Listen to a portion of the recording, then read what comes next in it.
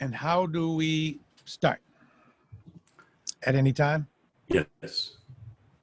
Okay. Yeah. I guess this is as good as any. Greetings, everyone, and welcome to the Revolution 250 podcast. I'm your co-host, along with historian Robert Allison, who is a professor at Suffolk University. And in a moment, we're going to meet our guest, much lauded and much published Professor Gordon Wood.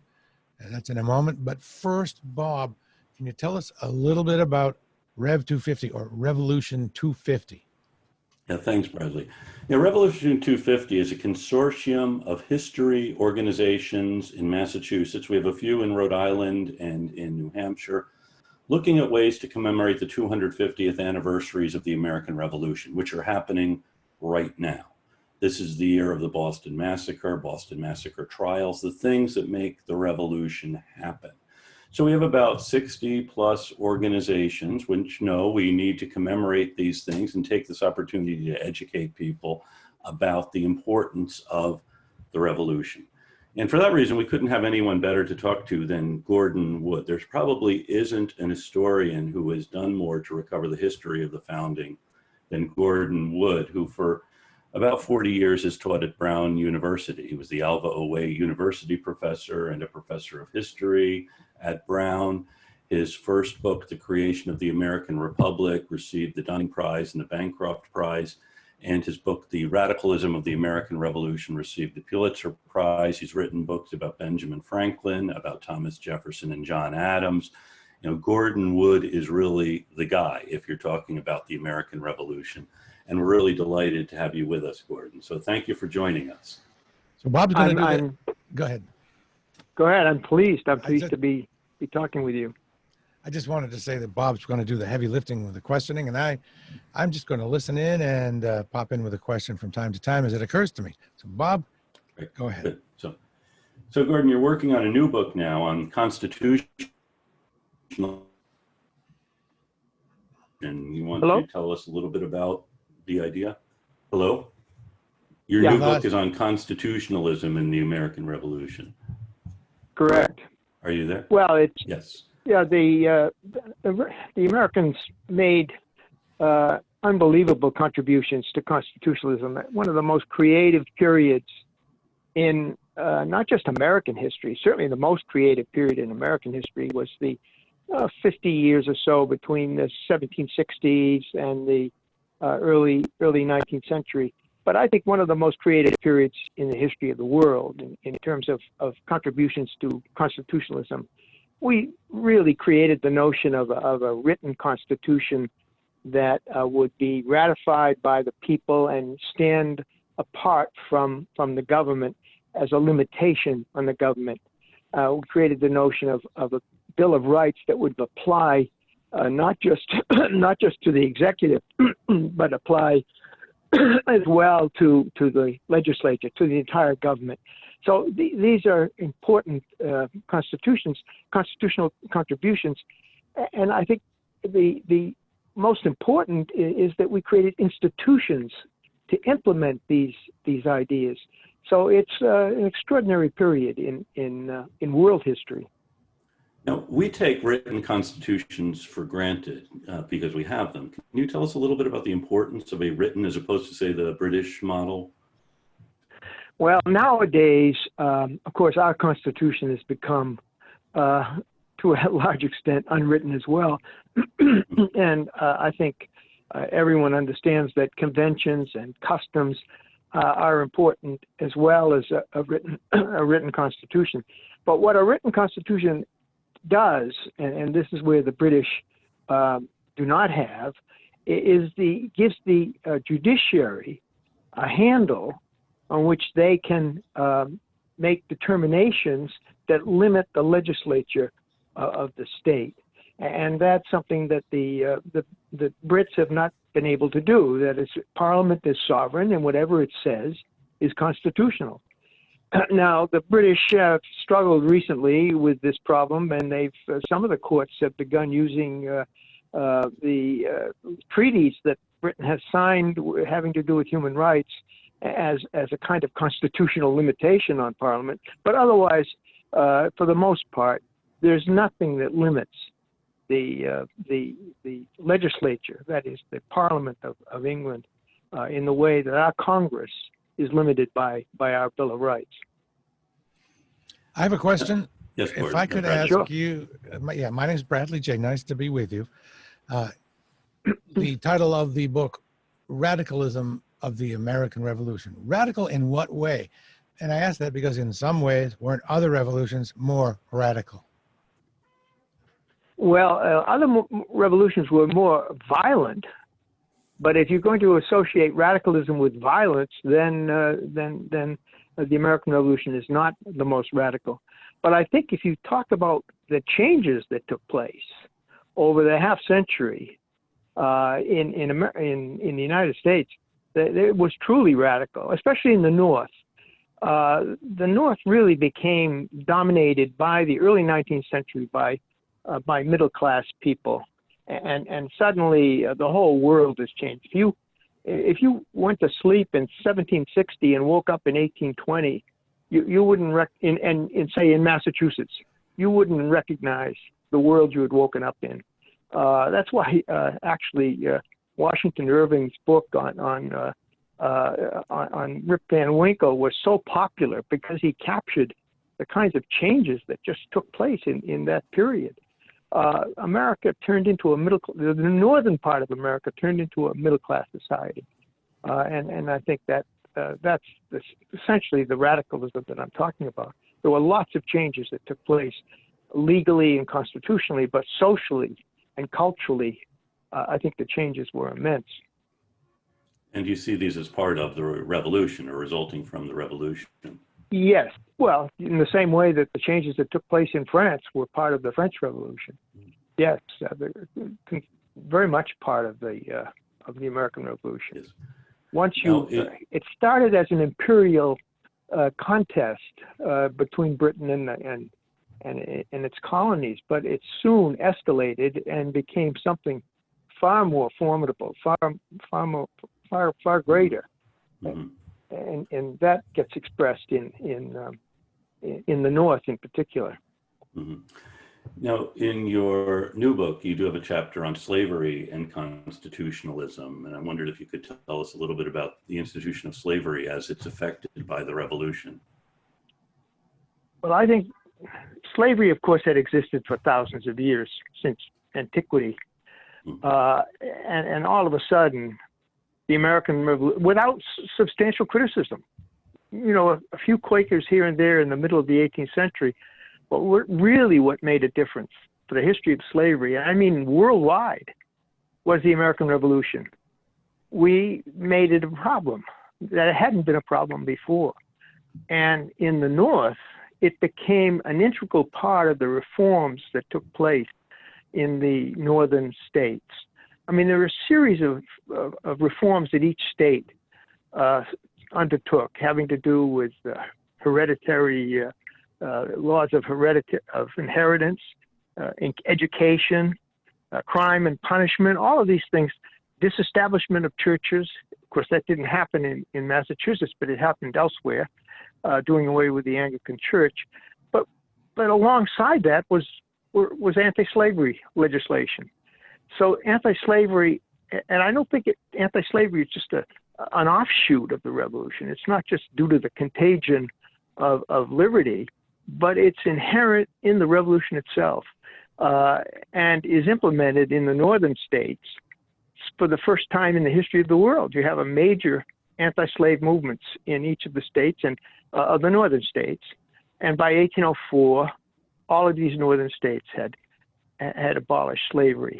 Now, it was much more difficult, of course, in the South, where 90% of the slaves lived. But even in Virginia, which was by far the largest state and the largest slaveholding state, there were efforts made. Jefferson and others made efforts to try to do something about the institution. Now, ultimately, they failed. But they also failed in his educational policy as well.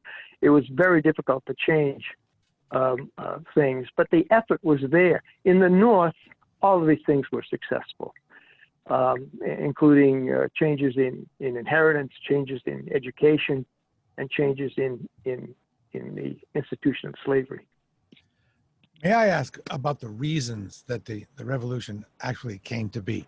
I'm sure there are multiple.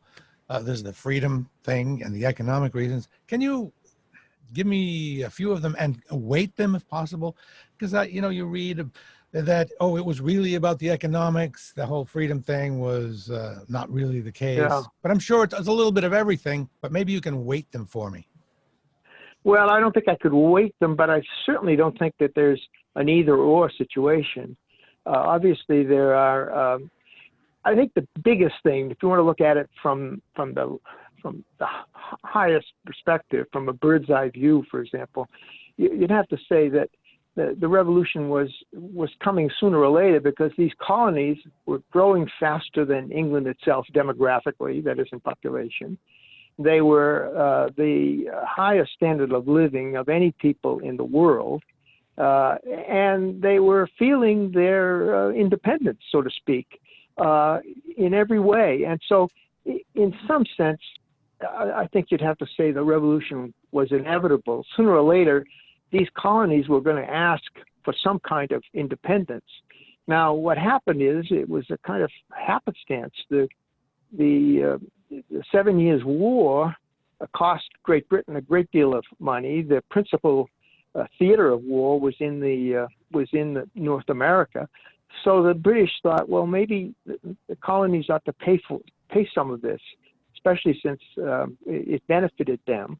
And so they began trying to find ways of taxing the colonies, and that really precipitated the debate. And in the end, the debate escalated and reached a point where the colonists felt they could not submit to this kind of taxation by people whom they did not vote for, and so they broke.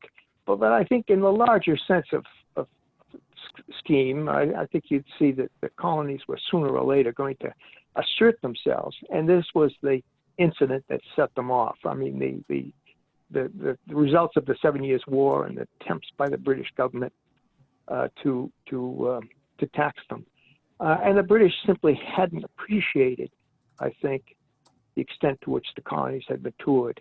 They simply hadn't. They really didn't understand their own dependencies. I'm wondering if you could talk a little bit about some of the state constitutions. You mentioned this creative period in constitution making. And so what kind of governments are these colonists creating when they have a chance to do so? Well, of course, we are so overwhelmed by the federal constitution that we scarcely pay any attention to our state constitutions. But the state constitutions that were drawn up in 1776, 1777 are really crucial for understanding our constitutional structure. The federal constitution, which comes a decade later, is derived from the state constitutions. The state constitutions instituted bicameral legislatures, an independent executive, and a separate judiciary. And most important, they instituted what we came to call separation of powers. Now, what they meant by separation of powers in 1776 was a prohibition on the members of the executive holding office simultaneously in the legislature. Now, think about that. That's exactly the British system. In fact, the whole British system, cabinet government, parliamentary cabinet government, is dependent upon simultaneous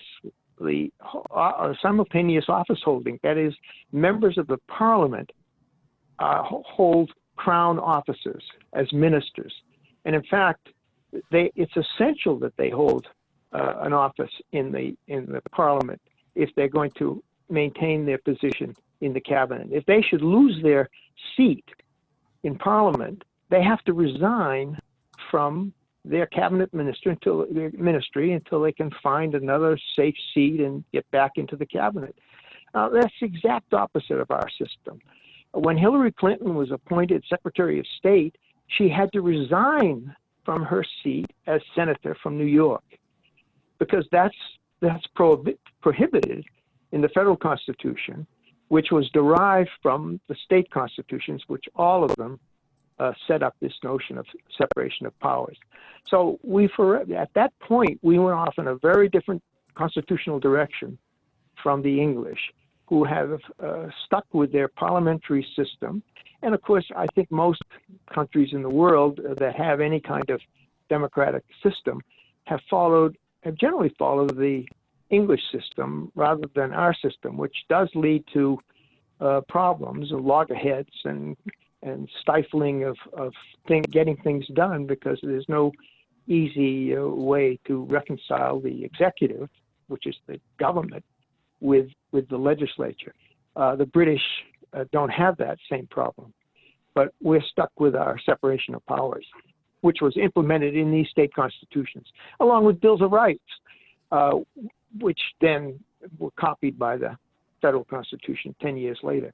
So the federal constitution is inconceivable without understanding the state constitution, particularly the Massachusetts Constitution, which was drafted late 1780 and by John Adams, and as a consequence is much more conservative than the constitutions of 1776, which gave much too much power to the state legislatures, much to the regret of people. Within a few years they began having second thoughts about that.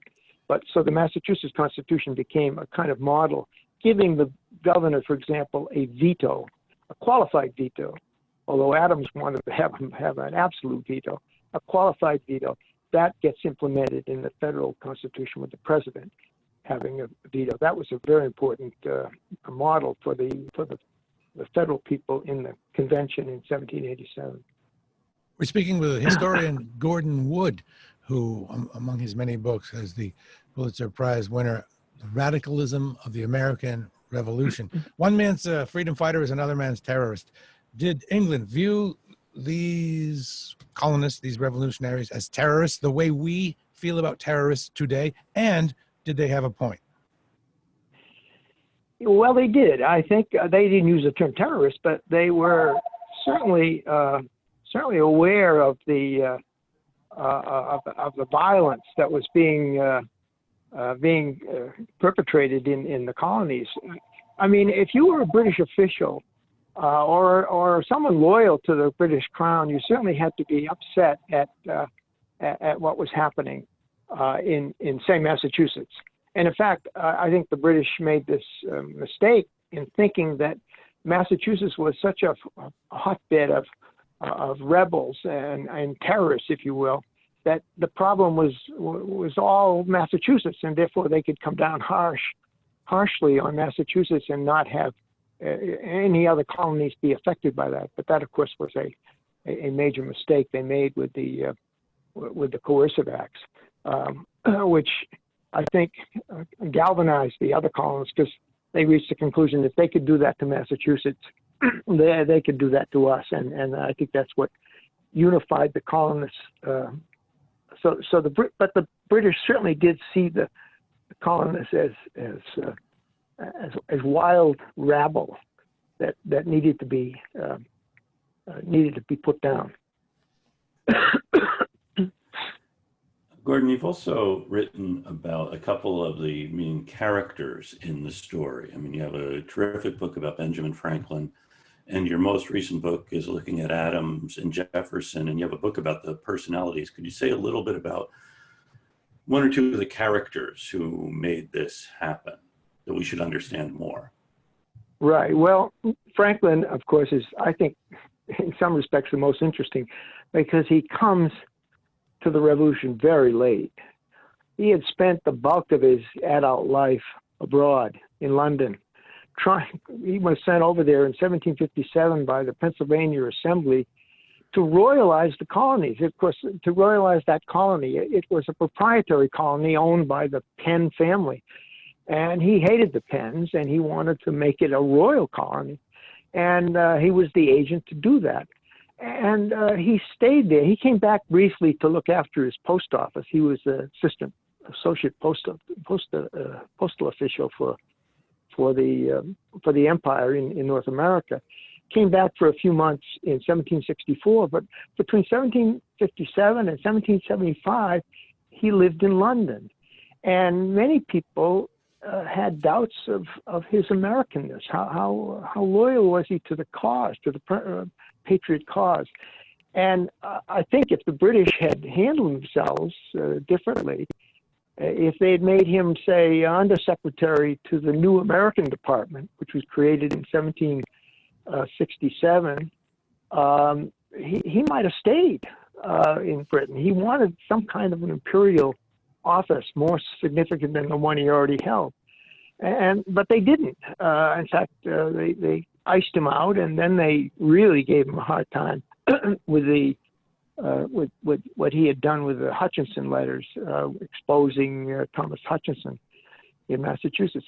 And so he comes very late to the revolution. When he arrives in Philadelphia in 1775, the Continental Congress is meeting, and William Bradford, who was a friend, classmate of James Madison's at Princeton earlier, writes to Madison saying, "We don't trust this guy, Franklin. He looks like he might be a mole, a spy for the British government." And Madison, who of course later, he's just a young man still in 1775, he says, "Well, where there's smoke, there's fire. He's bound to be a spy." He just assumed it. And then Franklin engineers a very shrewd letter. He writes to his closest friend in England, telling him, a very short little letter, telling him, "You are my enemy, and I am yours, Benjamin Franklin." He goes on and says, we're broken, we're break. Mm-hmm. And of course, he shows this letter around, but he never sends it. And he writes a warm letter the next day to the same man. But that letter seemed to suggest to people, well, maybe he is really loyal to the cause, a patriot after all. And that's the kind of thing Franklin had to do to win over people. He became a much more fiery patriot than many of the others in the Continental Congress. They couldn't quite understand it. And of course, his son, who's royal governor of New Jersey, remains loyal. And Franklin was so furious with him, he disinherits him, and he's really quite angry at his son and refuses to have anything to do with him for the rest of their lives. So it's an interesting story. Franklin, he's over there when the Stamp Act is passed. He opposes it, but of course everybody opposed it who was connected with America. Even Thomas Hutchinson opposed the Stamp Act. But once he said, "Well, it's passed now.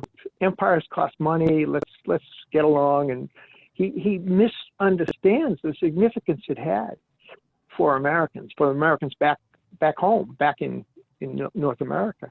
And he's caught out several times with he just doesn't fully comprehend the degree of patriot anger.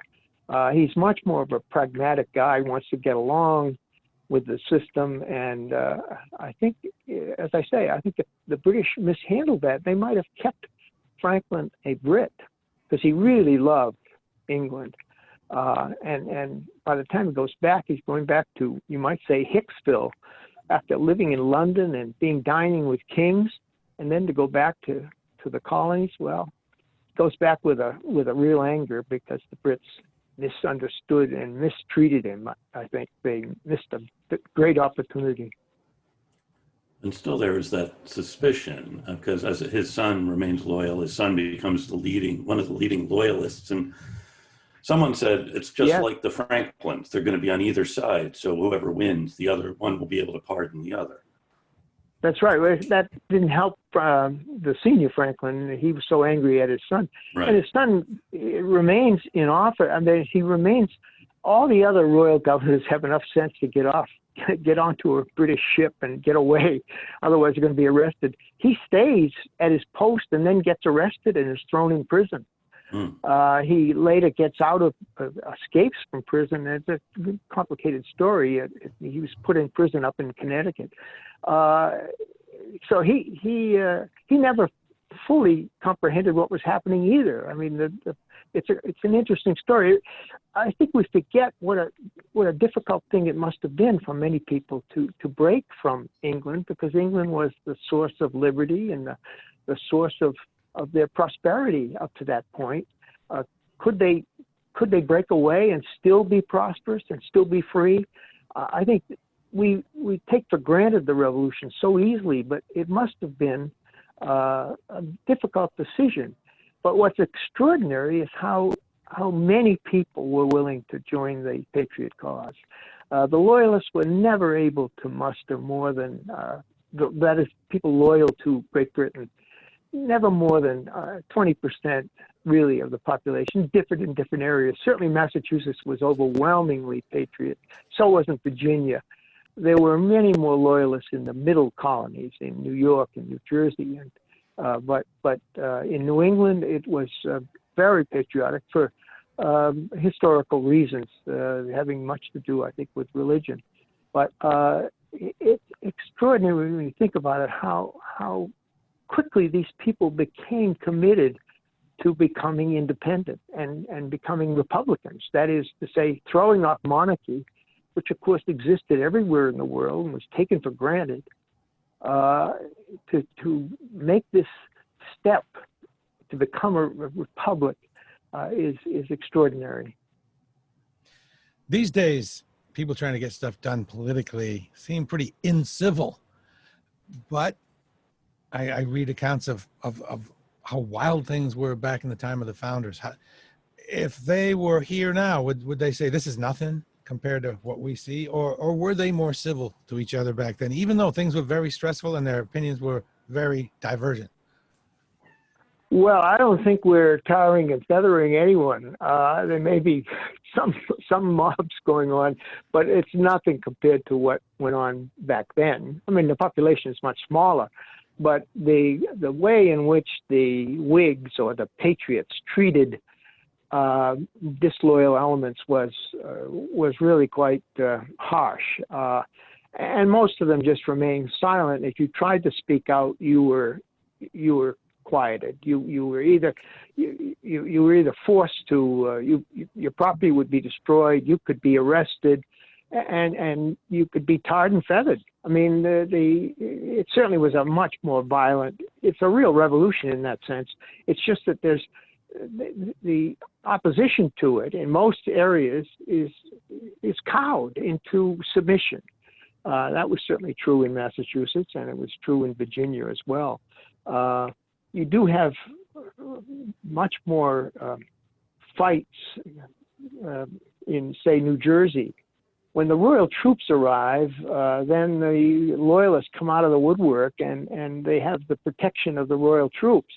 But of course, as soon as those royal troops move, and as they did from out of New Jersey into Philadelphia and so on, then the Whigs, the Patriots, come out of hiding, and then you have some vicious guerrilla fighting, which tore up New Jersey in ways that we haven't really recovered. I mean, because it's very difficult to get the sources for that kind of guerrilla warfare. And in the Carolinas, it was even worse. Vicious fighting among the colonists themselves.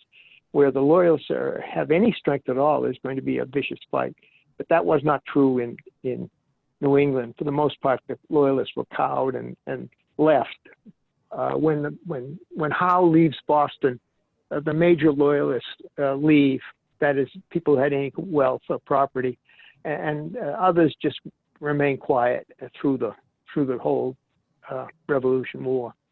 And so, Professor Wood, you also wrote about two guys who were on the same side in the revolutionary struggle and then ran against each other, became political adversaries. I wonder if you could say a little bit about the political conflict in 1800, the election of Jefferson versus Adams.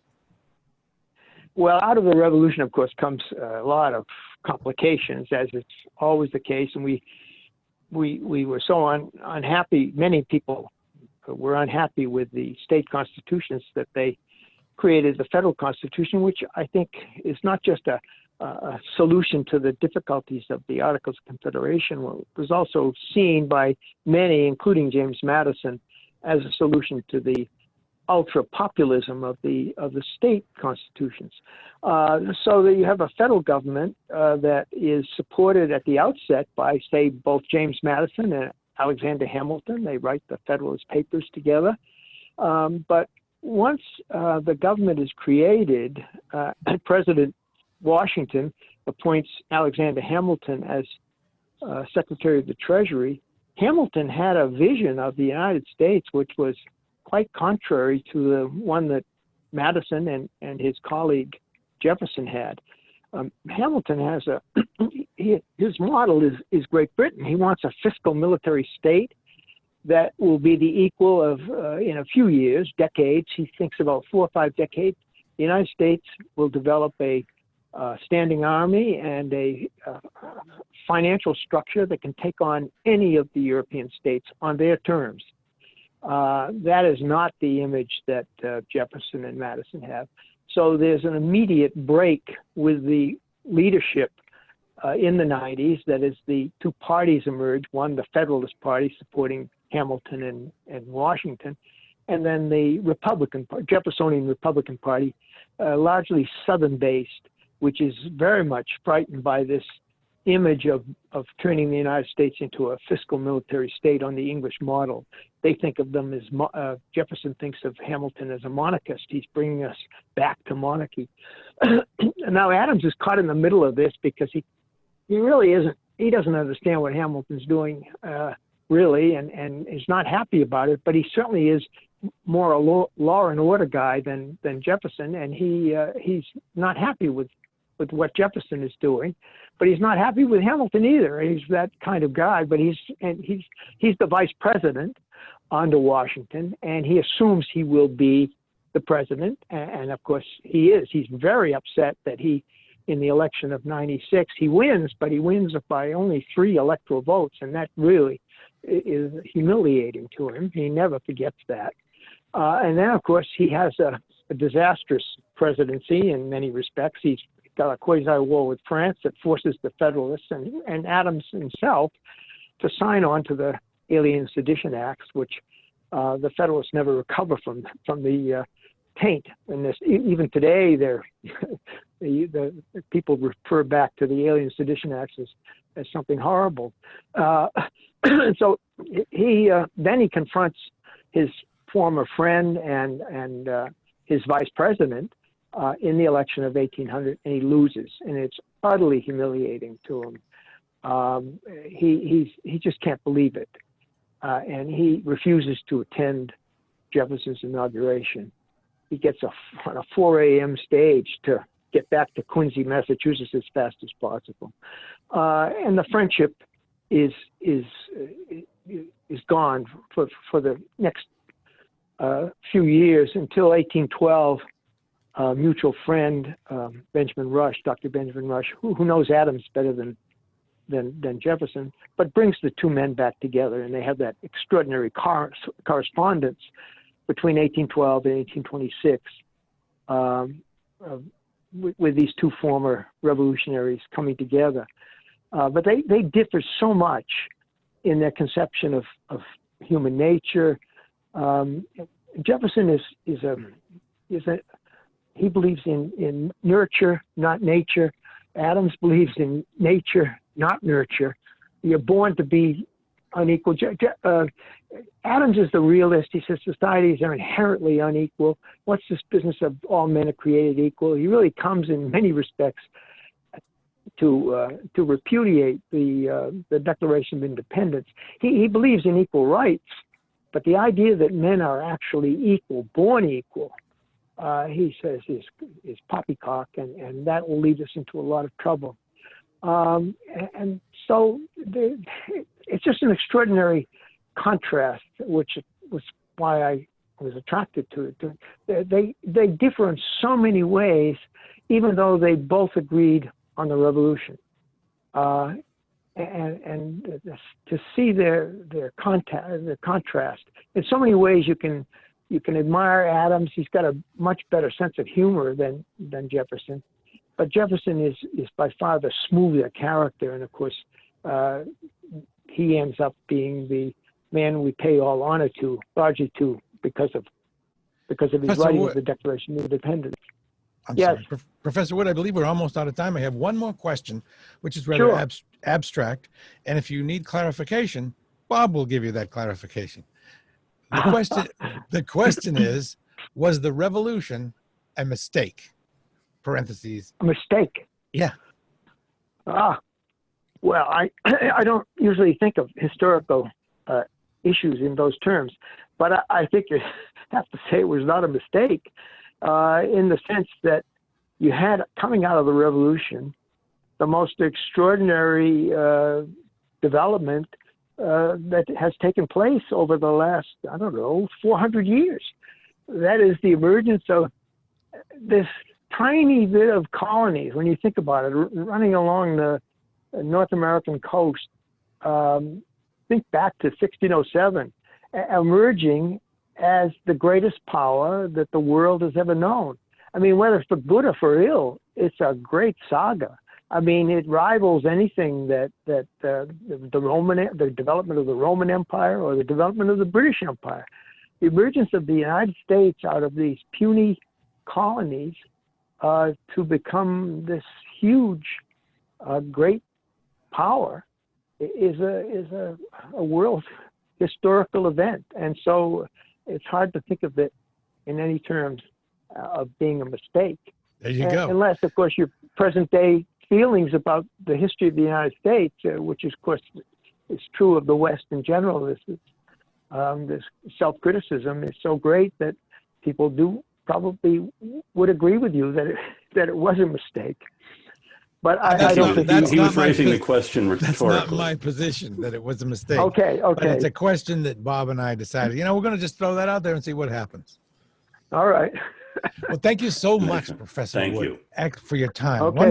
Wonderful time. Bob, you want to say goodbye to the professor? Well, thank you, Professor Wood. Gordon, it was terrific to hear from you, and thank you for joining us. I'm glad to see you in charge of this 250. Well, thank you. That's great. Hope it's not a mistake. Bye all. Thanks for being with us, and we'll let you know when the next episode of the Revolution 250 podcast is ready to go. Okay. Bye-bye. Good. All right. Thank you. Well, thanks a lot. Yep. Thank you. Bye-bye. Bye, Bob.